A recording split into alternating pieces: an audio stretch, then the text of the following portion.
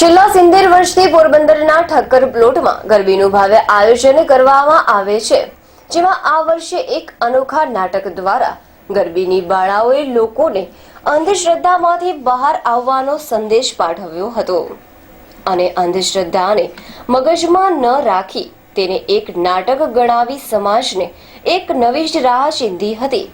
આ નાટકને નિહાળવા મોટી સંખ્યામાં લોકો ઉમટી પડ્યા હતા અને બાળાઓના વિશેષ વિચારને પ્રોત્સાહિત કર્યો હતો। અહેવાલ અશ્વિન ઠકરાર, પોરબંદર।